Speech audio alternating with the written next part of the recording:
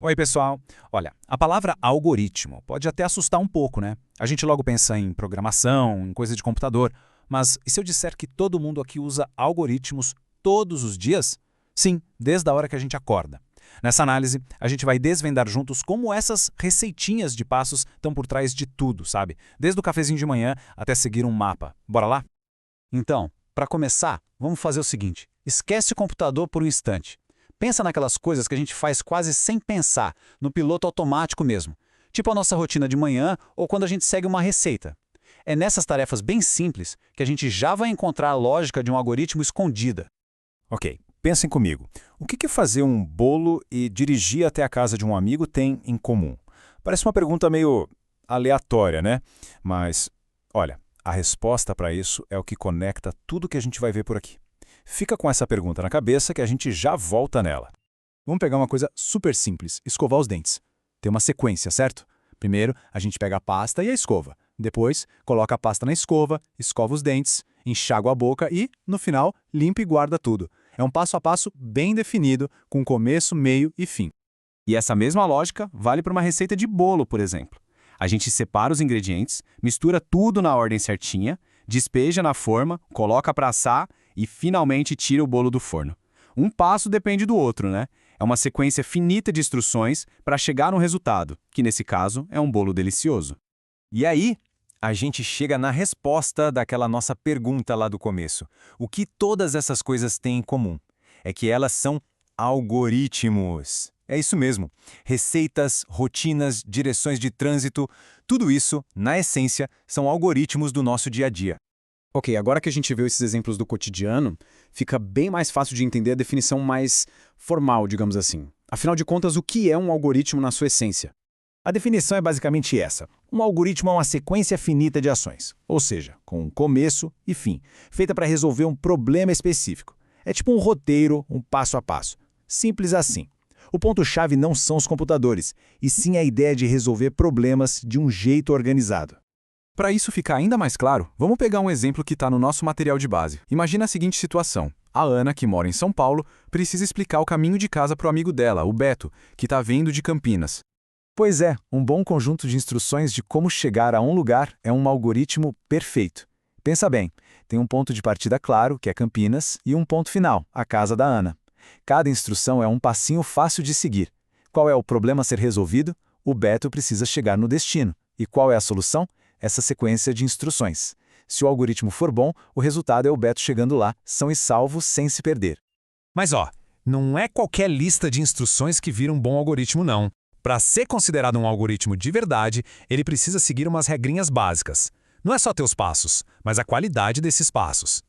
São três características fundamentais. Primeiro, cada passo tem que ser factível, ou seja, tem que ser algo que dá para fazer. Segundo, os passos precisam ser ordenados, a sequência importa, e muito. E terceiro, o processo tem que ser finito, ou seja, ele precisa acabar uma hora. E aí que entra uma coisa super importante: a eficiência. Dá uma olhada nessas duas rotas. Tecnicamente, as duas resolvem o problema, certo? Ambas levam o Beto ao destino, então as duas são algoritmos válidos. Mas qual é o melhor? Com certeza a primeira, né? Economiza tempo, combustível, paciência. A lógica por trás dos passos é o que separa um algoritmo qualquer de um algoritmo realmente inteligente e eficiente. Tá, mas por que essa insistência toda na ordem dos passos? Se todas as instruções estão ali, no final das contas, o resultado não deveria ser o mesmo? Bem, a resposta é nem de longe. E para mostrar o porquê, olha só que absurdo seria isso. Imagina pegar uma receita de bolo que diz: passo 1, asse no forno por 30 minutos. Passo 2, separe os ingredientes. E só no passo 3, prepare a massa. Não faz o menor sentido. O resultado seria, bem, uma bagunça com certeza. Isso mostra de um jeito bem claro que a ordem correta não é só um detalhe. Ela é simplesmente fundamental. Beleza, então a gente já entendeu o que é um algoritmo e as regrinhas dele. Mas como a gente pode descrever um algoritmo? Como a gente escreve essa sequência de passos de um jeito claro? Vamos ver três formas principais de fazer isso. Essas três formas são, primeiro, a descrição narrativa, que é basicamente usar a nossa linguagem normal, do dia a dia. Depois, o fluxograma, que é um jeito mais visual, com desenhos. E por último, o pseudocódigo, que já é um passo mais perto da linguagem de programação mesmo. A descrição narrativa é exatamente como uma receita de bolo contada para um amigo. O problema dela, como o nosso material bem aponta, é que a nossa língua pode ser muito ambígua. Uma frase como adicione os demais ingredientes é vaga, né? Para um computador isso não funciona. Adicionar onde? Em que ordem? Bater bem. O que é bem? A linguagem humana deixa muito espaço para a interpretação. E é para resolver esse tipo de problema que existe o fluxograma. Ele é uma representação gráfica que usa formas geométricas que todo mundo entende para mostrar cada passo e cada decisão. É um jeito visual e super organizado de enxergar o fluxo de um processo, e isso ajuda a eliminar boa parte daquela confusão da linguagem falada. Olha só esse exemplo de fluxograma para trocar um pneu. Ele tem um ponto de início bem claro, aí segue uma sequência de ações, cada uma dentro de um retângulo, e termina com um fim. Fica super claro, não tem dúvida sobre a ordem ou o que fazer em cada momento. A lógica visual é instantânea. Agora, e se a gente quiser chegar ainda mais perto da linguagem que um computador entende, mas sem precisar ser um programador? E aqui está o grande pulo do gato do pseudocódigo. Ele introduz a tomada de decisão. Ele usa condições tipo, se o step estiver cheio, faça isso. Se não, faça aquilo.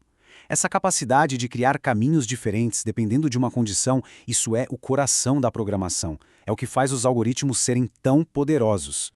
Bom, estamos chegando no final da nossa análise. Então, qual é a grande lição? O que a gente deve levar daqui sobre algoritmos? A ideia central é que os algoritmos são essa ponte que conecta a nossa lógica, o nosso jeito humano de pensar, com as instruções que uma máquina consegue entender. Eles são a prova de que o tal pensamento computacional não é coisa só de programador, não. É, na verdade, uma forma organizada de resolver problemas que todo mundo usa, mesmo sem se dar conta. E, para a gente fechar, fica aqui uma provocação para pensar. Qual algoritmo do seu dia a dia poderia ser melhorado, ser otimizado? Será que é só rotina para sair de casa de manhã? Ou a forma como as tarefas do trabalho são organizadas? Começar a enxergar as coisas como algoritmos pode, de repente, deixar tudo um pouquinho mais eficiente.